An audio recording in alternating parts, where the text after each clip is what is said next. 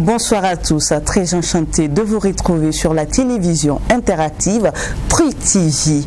La vie de couple est généralement précédée par plusieurs étapes et lorsque ces étapes ont été négligées, une femme mariée, elles peuvent apparaître, disparaître ou même conditionner la vie de couple.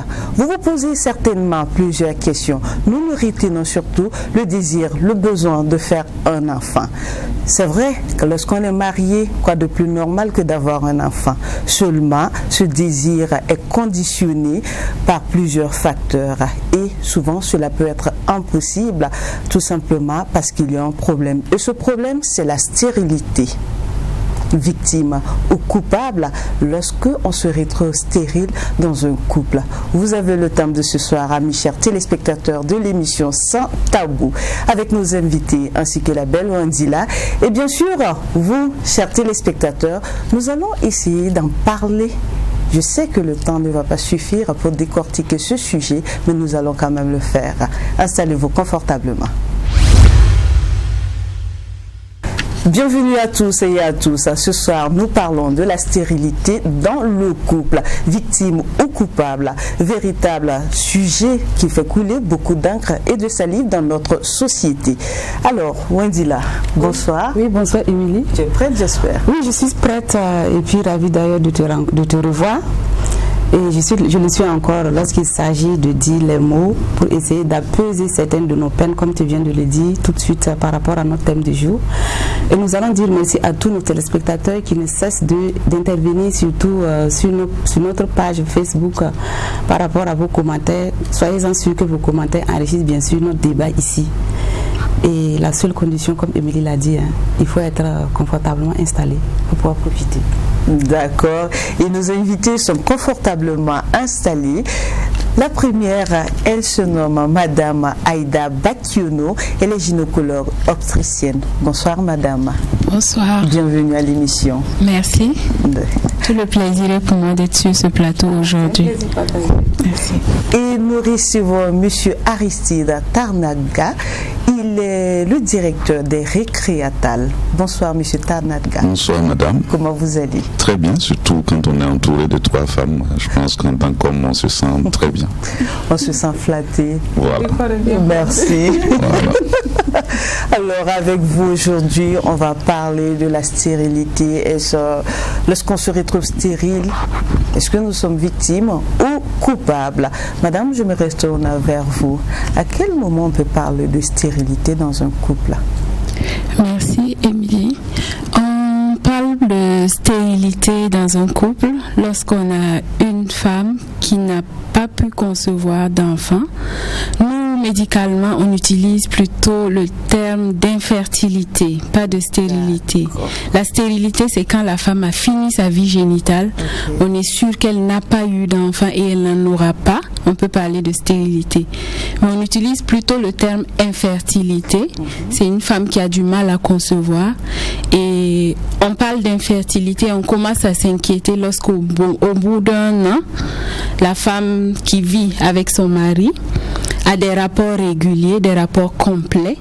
Régulier pour nous, c'est avoir au moins 3 rapports la semaine et sur une période d'au moins 1 an, sans contraception et sans avoir d'enfant. C'est là que nous parlons d'infertilité. Wow. Stérilité, c'est un peu fort pour nous. Voilà. D'accord, merci. Monsieur Tarnaga, oui. C'est vrai que vous n'êtes pas médecin, mais bon, en tant que citoyen lambda, on entend généralement dans notre société les gens disent X ou Y est stérile. Qu'est-ce qui peut amener ces personnes ou la personne elle-même de se dire ça? Par le simple constat qu'elle n'arrive pas à concevoir, comme elle vient de l'expliquer, après je pense plusieurs tentatives, après des soins, et voilà, c'est simplement un fait à un moment donné qu'on n'arrive pas à avoir un enfant, et cela peut peser sur celle d'abord qui désire porter un enfant ou des enfants, à savoir la femme, et puis aussi le partenaire homme qui aussi a le désir de paternité. Okay, d'accord. Alors, vous venez d'expliquer ce que c'est que la stérilité, mais maintenant, quelles peuvent être les causes qui peuvent en tout cas conduire occasionner cet état de fait-là chez une femme ou bien chez un homme. D'accord. Les causes de la stérilité, déjà, on n'accuse pas un sans avoir fait d'examen. Il faut savoir que les causes peuvent venir soit de l'homme, soit de la femme, soit des deux. Et parfois, il n'y a pas de cause qu'on retrouve. Ah bon? Voilà. Il arrive dans 10% des cas qu'aucun n'ait un problème, mais il n'arrive pas à concevoir. C'est la stérilité inexpliquée.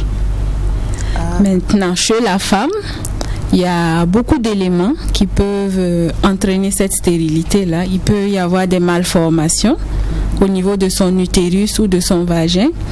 Il y a les trompes qui peuvent être bouchées suite à une infection en général. Il y a aussi les troubles de l'ovulation. Elle peut avoir les trompes bien perméables, les trompes qui passent bien. L'utérus n'a pas de problème, mais elle a des problèmes pour ovuler. En général, c'est des troubles au niveau de ses hormones qu'elle sécrète. Chez l'homme également, on peut retrouver beaucoup de causes. Il y a des hommes qui ont du sperme, mais il n'y a pas de spermatozoïdes dedans. C'est l'azospermie. Il y en a. Pour qu'on puisse comprendre.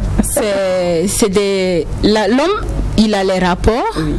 Il éjacule normalement, il y a du sperme, mais quand on va faire les examens, on retrouve que dans ce sperme-là, il n'y a aucun spermatozoïde. Alors qu'il faut le spermatozoïde pour aller féconder la femme. Voilà, on a des hommes qui sont bien portants, qui ont des rapports normaux, mais malheureusement dans le sperme, on ne trouve pas de spermatozoïdes. Et ça peut être lié à des malformations.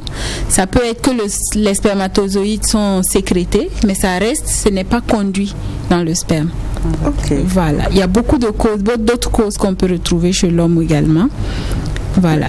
Et Monsieur Tanada, vous en connaissez d'autres causes d'une manière générale aussi? Pas du tout. Je suis pas un spécialiste de la santé, surtout de la santé reproductive.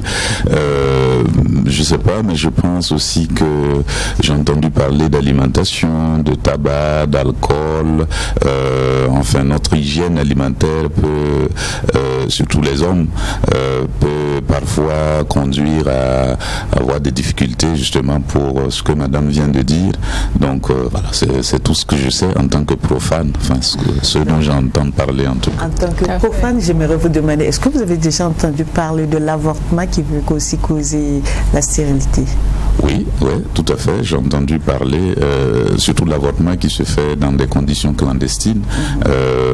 Parce que je pense que quand c'est bien suivi, quand c'est fait à l'hôpital par des spécialistes, voilà, il y a moins de risques. Mais quand on le fait de façon clandestine, parce qu'on n'est pas libre de porter, de sa vie simplement, voilà, je crois que ça peut causer ce qu'elle vient de dire. Par exemple, ça peut causer des problèmes sur les trompes, etc. Oui, je confirme. Pour l'avortement, ça dépend des conditions dans lesquelles l'avortement est fait.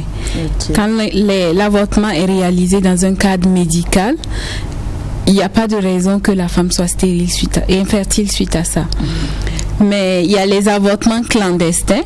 Donc les gens utilisent un peu de tout. Il y en a qui vont avec des médicaments clandestinement, mais on retrouve parfois des femmes qui introduisent des bâtons, des produits et de l'eau de javel, du savon dans le vagin pour aller détruire. On ne sait pas jusqu'où ça peut remonter parce que ça peut aller boucher les trompes.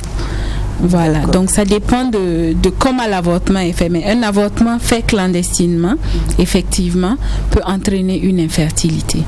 Est-ce que les contraceptifs que nous les femmes utilisons aussi peuvent causer cela? Non. Non. D'accord, donc vous avez la réponse parce que j'ai tellement entendu parler de ça que je suis persuadée que vous aussi, même si c'est une fois en passant, vous avez entendu. Beaucoup de femmes viennent en consultation parce qu'elles pensent que la contraception pourrait entraîner une infertilité, mais c'est non. La contraception, c'est une manière, c'est une méthode qui est réversible. Ça veut dire qu'on vous met sous contraception pour un moment, juste pendant cette période où vous ne pouvez pas tomber enceinte, et quand on arrête cette contraception, vous redevenez fertile, vous pouvez avoir vos enfants. On parle de la stérilité.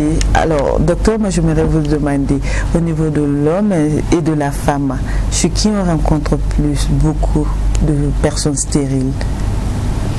Ils sont à taux égal, je dirais. Il n'y a pas plus. C'est parce que les femmes ont tendance à être stigmatisées et c'est elles qui vont vers les centres de santé. Donc, c'est elles qui sont diagnostiquées. Les hommes, ils restent chez eux et puis ils se disent, c'est la femme, vas-y.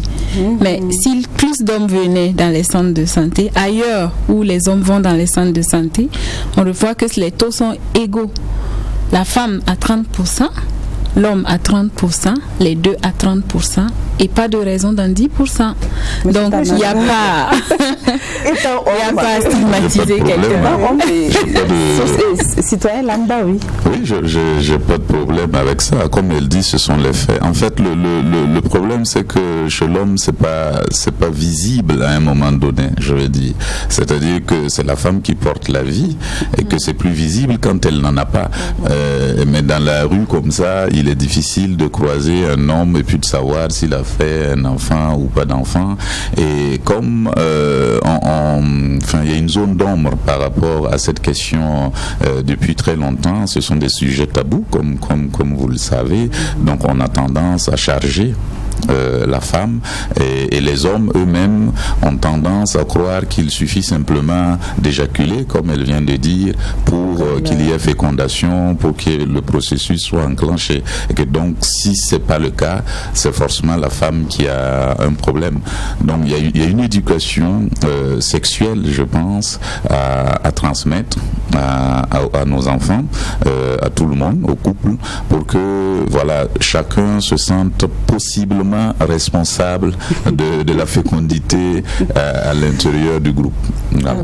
Mais parlant de stérilité, croyez-vous que ce phénomène naturel là, je peux le dire ainsi, est-ce que il est vraiment intégré dans notre société? Est-ce qu'on conçoit aujourd'hui que quelqu'un, il est stérile, c'est comme ça, sans qu'il y ait des préjugés, sans qu'il y ait des arrière-pensées? Madame d'abord. Non, pas du tout. Je pense que de nos jours, ici, on pense avoir évolué, mais les mentalités restent les mêmes. On pense toujours que quand il y a une infertilité dans un couple, tout de suite, c'est la femme qu'on accuse. Et quand elle n'arrive pas à concevoir, en général, on pense qu'elle a fait des choses dans sa jeunesse et qui sont aujourd'hui les conséquences de cette infertilité, alors qu'on trouve des femmes qui n'ont jamais conçu, qui n'ont jamais eu de problème à leur jeunesse, mais qui n'arrivent quand même pas à concevoir. Donc nos sociétés restent un peu bloquées sur ce sujet-là. Ils ne conçoivent pas qu'un couple n'arrive pas à faire d'enfants. Et c'est le plus difficile. Surtout quand vous faites les examens et vous ne trouvez aucune cause. Vous ne pouvez pas expliquer pourquoi le couple n'arrive pas à avoir d'enfants. La société ne comprend pas non plus. Donc à ce moment, on devient coupable. Exactement. Surtout la femme. Okay. Surtout la femme. Je ne sais pas s'il s'agit de culpabilité ou un sentiment de déception, parce que c'est le rapport qu'on a avec les enfants en fait. C'est-à-dire que avoir un enfant, c'est comme repousser sa propre mort. C'est élargir sa famille, enfin c'est donner un sens à sa vie. Et le fait d'imaginer qu'on ne l'a pas, c'est-à-dire que même pour la femme, c'est d'abord pas pour les autres, c'est-à-dire pour elle-même sa propre frustration de ne pas faire un enfant. Je pense que c'est très dur à supporter. Si vous ajoutez à ça tout le regard inquisiteur qui est posé sur elle, voilà, ça devient une croix qu'elle porte permanemment. Mais je connais aussi des hommes qui sont victimes de ça, qui sont victimes du regard, parce qu'au bout d'un moment, la femme, il change de femme et il n'arrive pas à faire des enfants. Et on a les informations que les femmes qui sont parties sont arrivées à avoir des enfants.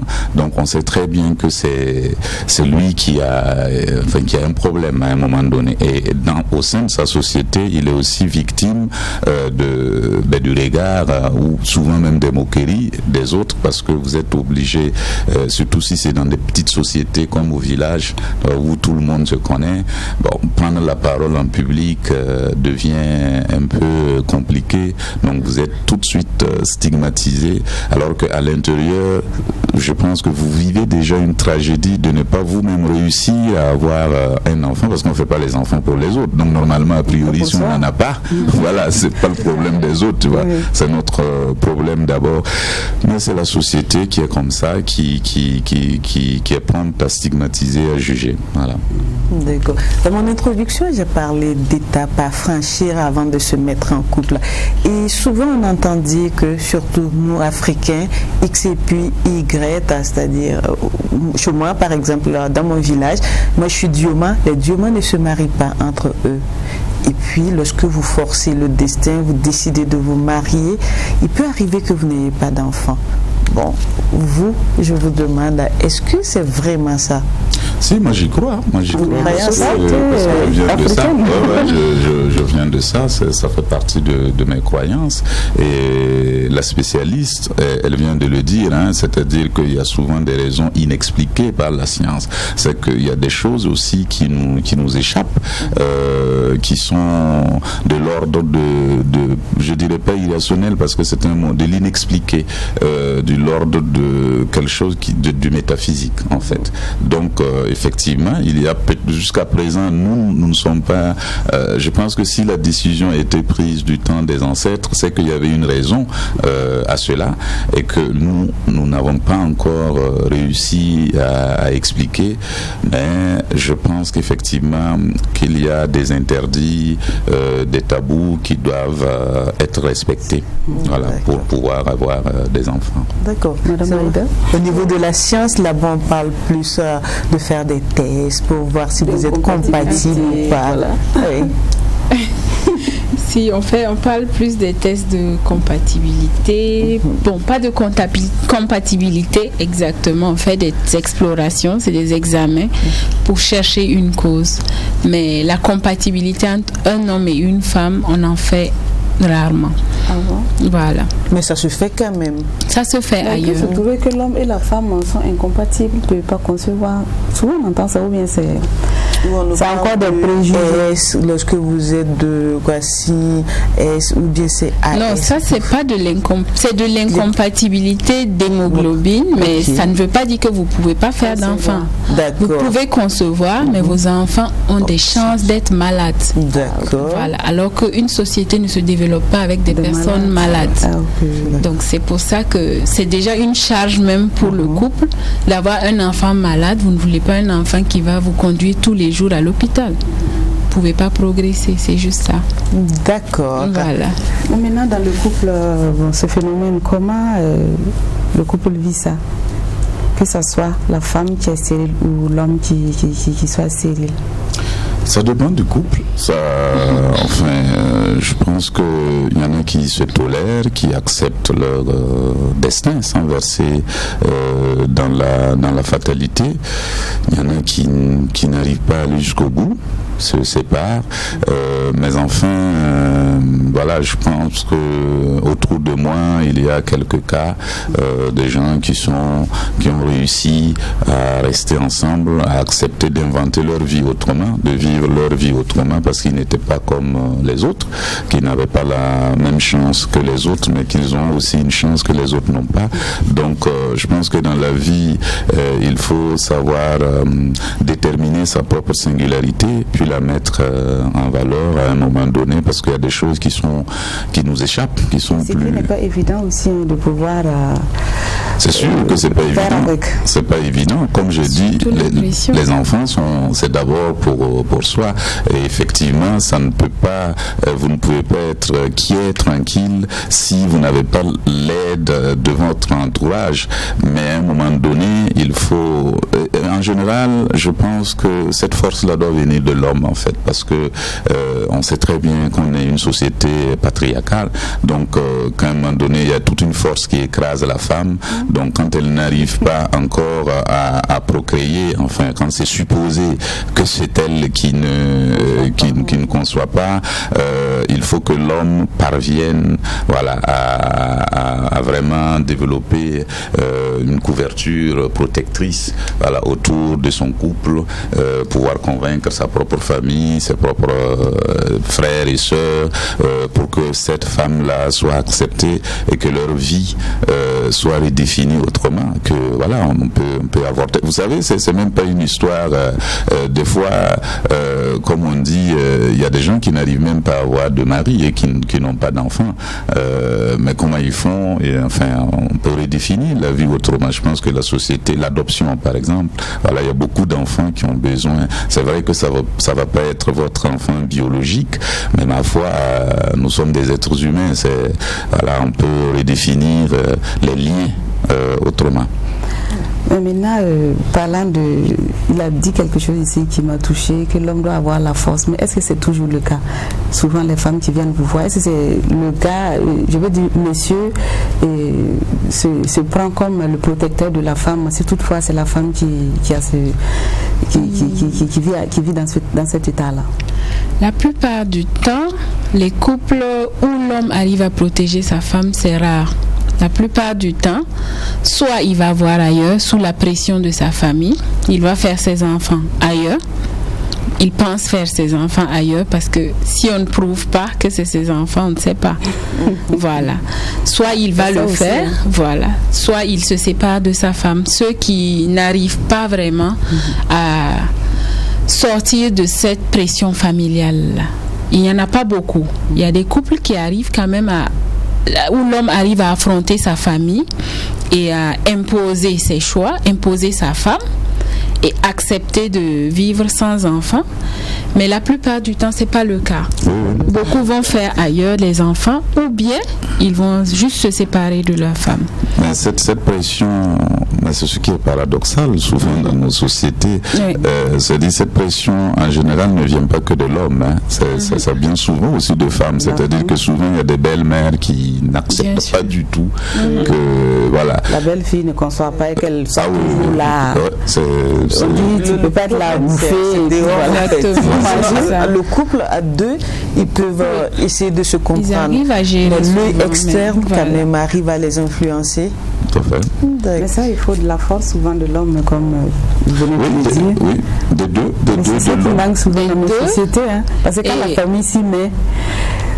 La famille s'y met et parfois, quand on propose même l'adoption dont on a parlé tout de suite, il y a des hommes qui refusent parce que la famille dit c'est du sang étranger qu'on amène dans leur famille. Ah bon. Donc, ils refusent l'adoption. Ils refusent de rester avec la femme sans enfant. Donc, ils vont faire les enfants ailleurs. Mais il y a beaucoup de cas où ils font les enfants et après on se rend compte que c'est eux la cause de l'infertilité. Et puis bon, on se rend compte que c'est des enfants qu'on leur a collés juste. Mais après, moi, je me demande, est-ce que c'est pas la femme qui arrive à garder le secret? Dans le cas où l'homme, il est stérile.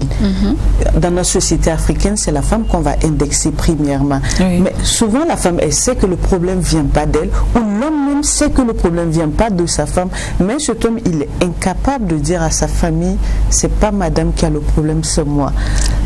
C'est pas de l'incapacité. Je pense que c'est souvent pour garder la tête haute que les hommes ne le font pas. Il y en a qui refusent de le dire parce que bon, ils se disent c'est moi l'homme, c'est moi le chef de famille. Même si, voilà, c'est de l'orgueil. Même si je n'arrive pas à le faire, on fait croire. Parfois la belle-mère, la belle famille s'acharne sur la femme. Il sait bien que c'est pas la femme, mais il ne va pas le dire. Alors, donc, voilà. Du coup, c'est un déni, exactement. Il ne va pas le dire. Une honte liée à l'intolérance. C'est vraiment une honte. Non, en réalité, ça ne l'est pas, mais la honte, ça vient toujours de l'extérieur. C'est-à-dire, c'est notre rapport aux autres, le regard des autres qui fait que, voilà, nous ne sommes plus fiers de nous, que nous avons honte de ne pas avoir d'enfants, ou voilà, aussi la peur, tu vois, du devenir, je vais finir ainsi ma vie, je ne serai pas perpétué. Il y a toute une croyance autour de ça aussi qui fait que voilà, ne pas avoir un enfant, comme je le dis, c'est d'abord difficile à accepter par les premiers concernés. Et ensuite, il y a ceux-là qui s'en mêlent, toute la famille, voilà, qui viennent se mêler d'une histoire qui a priori ne les regarde pas. Mais voilà, il y a aussi la peur des autres, du regard social. Mais parce que simplement, je pense que nous sommes quand même une société. Je pense qu'il y avait des mécanismes qui avaient été installés, voilà, établis dans le temps pour nous épargner de ces choses-là. Par exemple, parlant de l'homme, si on se rendait compte qu'en fait, que c'était l'homme qui était le problème, parce qu'à un moment donné, on s'en rend compte, c'est obligé, eh bien, il y a un mécanisme à l'intérieur de la famille qu'on trouvait, soit avec le frère, à l'insu même à l'insu du mari. À l'insu du mari, le mari n'est pas au courant. Non, il n'est pas mis au courant. Il y a des cas où il n'est pas mis au courant. Voilà, et c'est son frère qui féconde sa femme. Voilà, et puis bon. Lui prend les enfants. Avec l'accord de la femme. Oui, le secret de famille. Mais dites, je ne comprends pas ici. Bon, l'homme, il sait que lui, il ne peut pas concevoir. Non, il ne sait pas, puisque, enfin. Il ne sait pas que lui, il ne peut pas concevoir. Oui, puisque les gens se soignent. Les gens se soignent. C'est pas comme aujourd'hui où tu vas faire un examen, tu vois, tu vas faire des examens médicaux, et puis, on se dit, bon, c'est toi qui ne peux pas, ou c'est madame, ou c'est toi qui ne peux pas. Là, vous faites un constat simplement que, en tout cas, il n'y a pas d'enfant au sein du couple, et puis chacun boit ses décoctions. Vous voyez ce que je veux dire? Voilà, donc il n'y a pas de preuve tangible, palpable, que c'est X qui. Mais voilà, on arrive à savoir que en fait c'est peut-être X l'homme qui et puis on organise comme on organisait pour approvisionner quand il y a la famine à l'insu de donc il y avait des mécanismes, je pense, qui étaient même pour l'adoption. Voilà, on se réunissait et puis on envoyait un enfant à un couple et puis bon ça passait. Le problème aujourd'hui c'est que on est devenu, c'est très, on est très solitaire, tu vois, on est dans notre petit carcan familial, que tout se sait et qu'on a peur de, voilà, les gens sont prompts à juger au lieu d'essayer de trouver des solutions. Voilà, on te demande pas de comprendre parce que c'est pas ton histoire a priori. Comme je dis et je le répète, quelqu'un qui n'a pas d'enfant, le premier malheureux c'est lui-même d'abord. Voilà, c'est pas toi, parce que s'il a le désir d'un enfant et qu'il ne l'a pas, c'est lui qui est d'abord touché et insatisfait.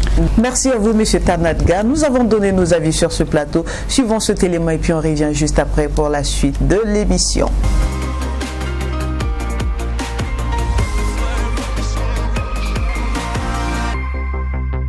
Je pense que c'est être victime, hein. On ne peut pas dire que c'est être coupable. Bon, la nature a horreur du vide. Et quand on est et qu'on se sent stérile, on peut dire que non, c'est la nature qui a décidé ainsi. Donc on ne peut pas dire que non, c'est être victime ou bien coupable. Mais bon, la vie est ainsi faite. On peut dire que c'est être victime. Selon moi, un homme ou une femme qui ne fait pas d'enfant n'est pas coupable ni victime. C'est la volonté de Dieu. Tôt ou tard, peut-être un jour, Dieu lui donnera des enfants.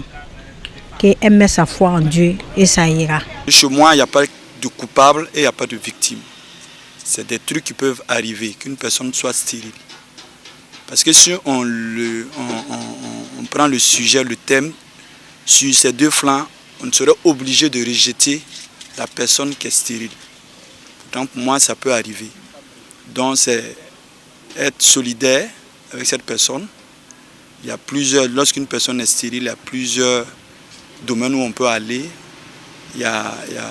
pour pouvoir régler le problème. Que ce soit la médecine, on peut adopter aussi un enfant pour les couples. Je crois qu'ils sont victimes parce que ce n'est pas eux-mêmes, c'est Dieu qui donne des enfants. C'est Dieu qui donne les enfants. Donc si Dieu n'a pas pu accorder un homme à une femme, ils ne sont pas coupables de ce fait-là. Ils sont simplement des victimes parce qu'on a vu dans la Bible qu'il y a plusieurs couples qui n'ont pas pu avoir des enfants, mais avec la prière, par la grâce de Dieu, ils ont pu avoir des enfants. Et c'était le même regard. On les prenait pour des victimes, on les prenait pour des coupables, alors qu'ils étaient simplement des victimes. Le regard c'est beaucoup porté sur les femmes. Voilà, parce que dans un couple, quand il y a un problème d'enfant, directement, les gens s'acharnent sur la femme. Alors qu'aujourd'hui, c'est prouvé qu'il y a des hommes qui sont stériles.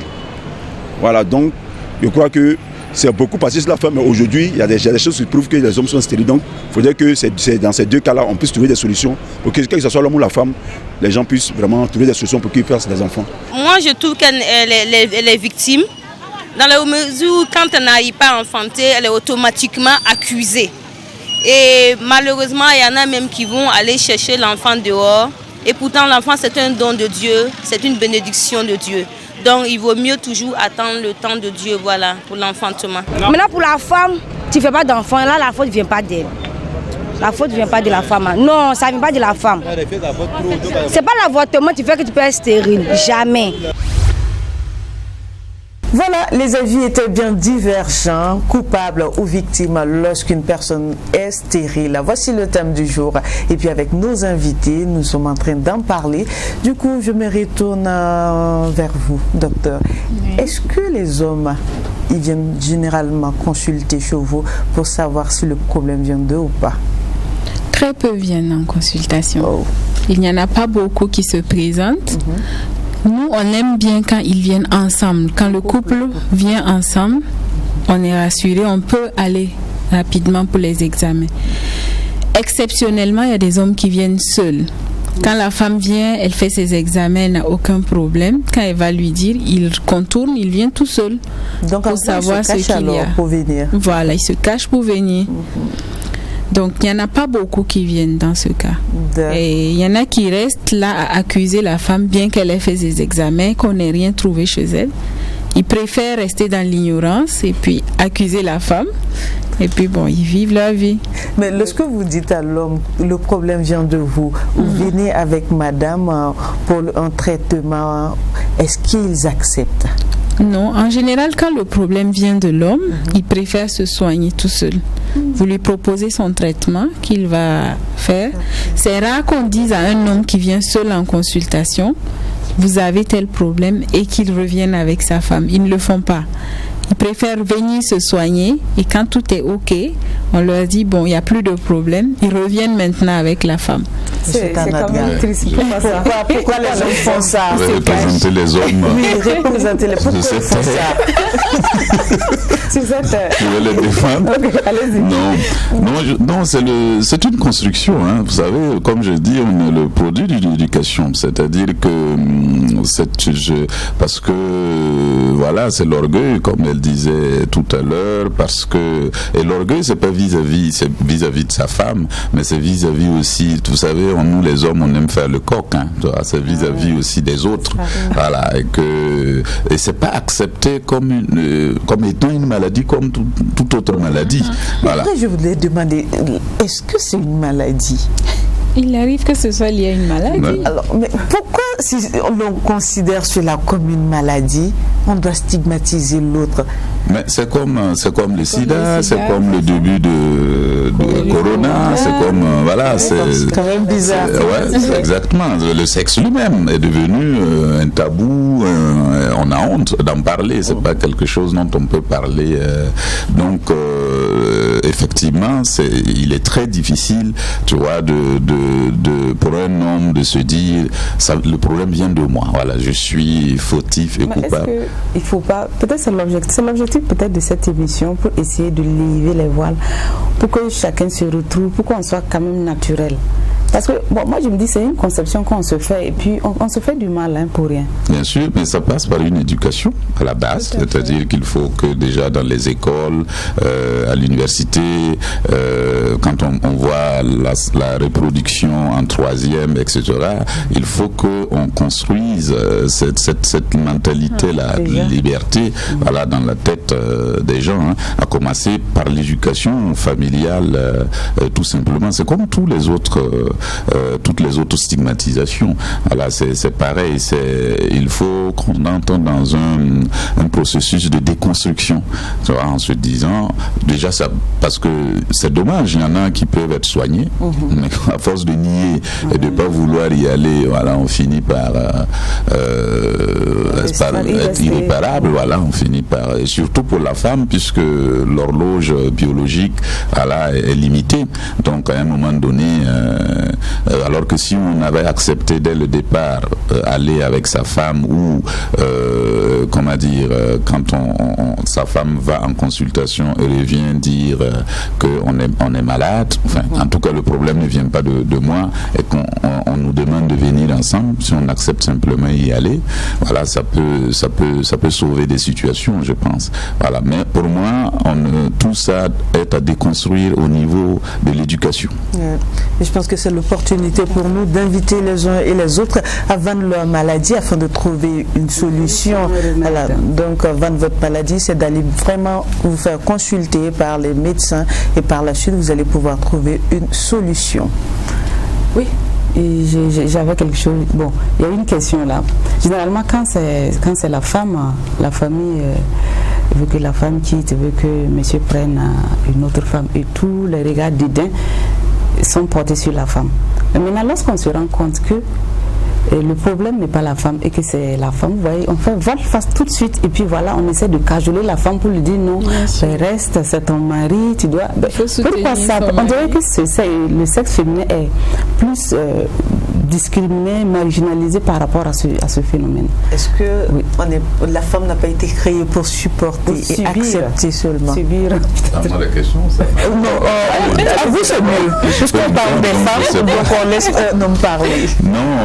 Non, personne n'est créé pour supporter ou être discriminé. Ça vient d'un système, ça vient d'une façon de faire, de penser et de voir les autres. Comme j'ai dit, c'est une construction sociopolitique. Donc, mais je pense que c'est nous. Parce que moi, je me réfère à ma propre culture, une femme, à un moment donné, ne demande pas la vie de quelqu'un pour partir. Parce que c'est votre vie. Voilà, c'est votre vie. Et à un moment donné, si vous écoutez ce dont vous avez envie, c'est-à-dire que votre désir d'enfant est fort, que vous vous rendez compte que vous êtes avec un homme qui n'arrive pas à faire son enfant, ben, il se réveille un matin et ne vous retrouve plus.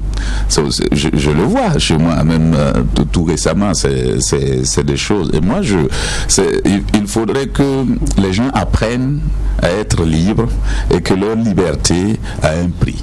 Voilà, c'est aussi simple que cela. Est-ce que cette liberté parce que demander les autres, oui, mais c'est comme il l'a dit, c'est l'éducation en fait. On n'a pas grandi avec ça. Ouais. Notre société a formaté la femme pour pas subir, mais pour être toujours à attendre qu'on lui dise quoi faire.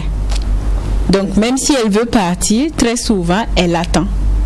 Elle veut partir quand les parents diront non, il faut rester, on est resté avec ce poids de la société sur nous. Je pense que c'est par l'éducation qu'on pourrait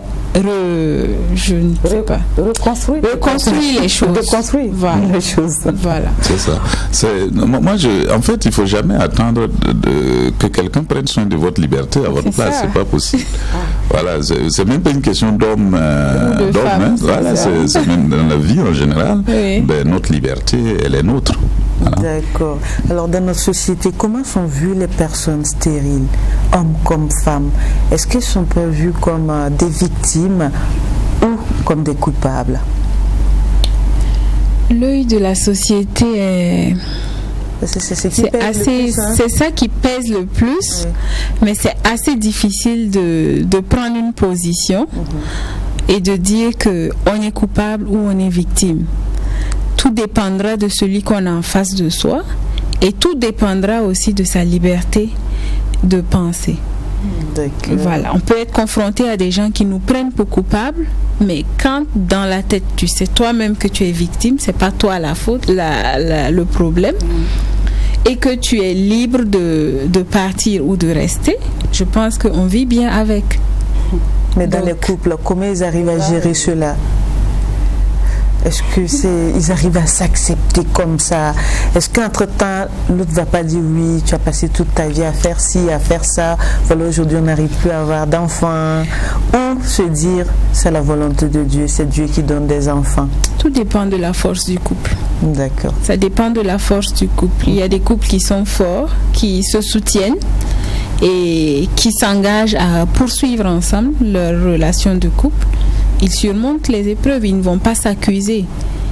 C'est des gens qui acceptent et puis qui redéfinissent leur vie, qui réorientent leur vie vers autre chose. Ils sont nombreux ceux qui arrivent à s'accepter et puis à vivre ensemble.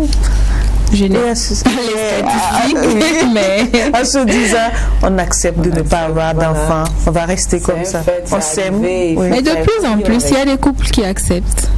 Bon, qui font semblant, il y en a qui font semblant d'accepter, qui restent ensemble pendant que l'homme va faire ses enfants ailleurs. Et puis, souvent, il ramène les enfants pour qu'ils gèrent dans le couple. Mais ça aussi, c'est un risque, hein. C'est pas évident. C'est pas sûr, comme vous l'avez dit avant, c'est pas sûr que c'est... Non, c'est pas sûr, mais on n'est pas parents simplement en faisant les enfants. Il faut qu'on dépasse certaines choses. C'est pour ça qu'il faut qu'on arrive à faire accepter l'adoption. Si le couple accepte d'adopter un enfant, on a beaucoup d'enfants dans les orphelinats qui ne demandent qu'à être pris en charge dans une famille, à grandir dans une famille. Si on arrive à rééduquer la société vers l'acceptation de l'adoption, je pense qu'on pourrait aider beaucoup de couples. Il y en a qui veulent rester ensemble, mais juste du fait du poids de la société, du fait du poids de la famille, ils n'arrivent pas à les adopter. Ils se séparent. Donc il y a beaucoup de couples qui se déchirent juste du fait de la société uniquement. L'adoption ne fait pas tellement partie de notre société. Voilà. Et pourtant ça, elle ne fait plus partie. Parce que, il n'y avait pas une société qui adoptait naturellement plus que les Africains. Si vous les voyez dans votre vie, chacun de nous a grandi avec une grand-mère, un grand-père. L'adoption, c'était un phénomène naturel. Oui, parce que parce que justement, on avait confiance les uns en les autres et que la valeur absolue, c'était l'être humain et qu'on ne supportait pas que quelqu'un soit seul. Il y avait une façon de prendre soin des gens en leur confiant des enfants, et puis parce que l'enfant appartenait à tout le monde, à l'ensemble de la société. C'est aujourd'hui que c'est devenu compliqué parce que c'est devenu on est entré dans la conception occidentale de l'adoption et puis du rapport qu'on a avec l'enfant en fait. Mais j'aimerais revenir sur le fait qu'on soit, je pense que il y a des choses qu'on n'accepte pas qui est naturel. Si j'ai ma femme et puis qu'on se rend compte qu'on n'a pas d'enfant, qu'on ne peut pas avoir un enfant, il y a forcément une déception. Je suis humain et il y a forcément une réaction, que ce soit de ma femme ou de moi, il y a une réaction humaine qu'on va avoir parce que c'est un choc et que les êtres humains, ce sont des êtres d'émotion, qui s'expriment vis-à-vis des sujets et vis-à-vis de ce qui leur arrive. Alors, mais ce qu'il faut dire, c'est comment dépasser ça. Et c'est là où l'entourage doit intervenir. C'est là où l'entourage doit essayer de recoudre ce tissu déchiré-là du couple, parce que c'est normal qu'il se déchire. L'annonce comme elle dit, vous parlez d'infertilité, parce que la stérilité, c'est autre chose. C'est un autre stade. Là, on ne peut plus rien faire. Mais c'est plutôt essayer, d'aller au combat. Quand on découvre que c'est compliqué d'avoir un enfant, il faut aller au combat et puis se rendre compte qu'on ne va pas y arriver. Mais à partir du moment où on va au combat ensemble, hommes et femmes, et on se rend compte qu'on ne va pas y arriver, je pense que plus rien ne peut nous séparer parce qu'on a combattu ensemble, on a tissé d'autres liens, on a appris à développer une autre façon d'être ensemble, d'envisager nos lendemains. Mais si tout de suite on se dit c'est pas possible, on écoute sa mère ou son père ou ses amis qui disent mais comment tu peux, il y a d'autres femmes, enfin bref, on en arrive là où c'est quand même décevant d'entendre cela. Merci à vous. Et puis nous ne pouvons pas faire cette émission sans vos avis, chers internautes. Vous avez laissé vos opinions sur notre page Facebook. Avec Wendila, nous allons écouter vos avis et prendre note surtout. En tout cas, les avis ici sont vraiment divergents. Alors, nous avons la réaction de Mosiamba qui dit que ça dépend des coupables dans le cas où certaines filles font des avortements répétés, souvent par méthode pas totalement adéquate. Une fois au foyer, voilà le problème, on n'arrive pas à concevoir. Victime car il y a des parents qui forcent leurs filles à faire des avortements. La réaction de Daoussan qui dit que dans un couple, c'est la femme qui sera toujours accusée en premier, surtout dans notre société. Et pour l'homme, tant qu'il n'y a pas d'examen médical qui prouve sa stérilité, la femme sera la coupable. Aussi, la stérilité peut être naturelle dès la naissance pour les deux sexes. Je préconise que tout couple avant de se marier fasse un examen de fécondité en plus des autres examens. Il y a Suzanne Tibiri qui dit qu'il n'y a pas de culpabilité dans la stérilité sauf celle qui a été provoquée par les avortements. Un enfant est un don de Dieu, adopté quand vous n'en avez pas. Occupez-vous des enfants nécessiteux, vous en tirerez une satisfaction. Et nous avons la réaction de Gorwin Nabi qui dit que être stérile, coupable ou victime dépendra déjà du sexe. Pour un homme, il y a rare de situations qui rendraient coupable un homme de sa stérilité. Par contre, pour les femmes, plusieurs raisons pourraient les rendre coupables, telles que les avortements, les produits contraceptifs et j'en passe. Cela étant dit, il sera préférable de se sentir victime que coupable dans cette situation. Voilà les réactions. Merci Wendila et merci à vous, chers internautes. La page de l'émission, c'est sur Facebook. Ça s'écrit Saint-Tabou-3TV. Vous pouvez partir sur cette page, liker, partager, inviter vos amis à liker. Et n'hésitez surtout pas de nous donner vos avis car c'est toujours avec grand plaisir que nous les lisons. Et surtout, on s'excuse une fois de plus si vous avez donné votre avis et qu'on n'a pas pu partager sur le plateau. Émilie, certaines interactions qui ont attiré mon attention. On a tendance à accuser les femmes. Les femmes, bon, la plupart, ce sont les femmes qui accusent leurs camarades femmes, en disant qu'elles sont coupables parce que peut-être qu'elles ont eu des avortements répétitifs pendant la jeunesse. Et puis voilà, une femme mariée, et puis il n'y a plus rien à faire. Comment on peut s'expliquer, comment on peut comprendre en tout cas ces accusations venant même des femmes et envers les femmes? Docteur, peut-être qu'elles s'y connaissent mieux que... Bon, c'est désolant de voir d'autres femmes aller accuser une autre de victime, de coupable de son infertilité. Parce que comme on l'a dit, c'est vraiment complexe. La reproduction, c'est assez complexe. Toutes les conditions peuvent être réunies. Elle n'arrive pas à faire d'enfant. Donc, pourquoi rendre coupable quelqu'un sans savoir ce que la personne a vécu? Il faut savoir qu'est-ce que la personne a vécu, qu'est-ce qui a motivé, même s'il y a eu des avortements, qu'est-ce qui a motivé ces avortements.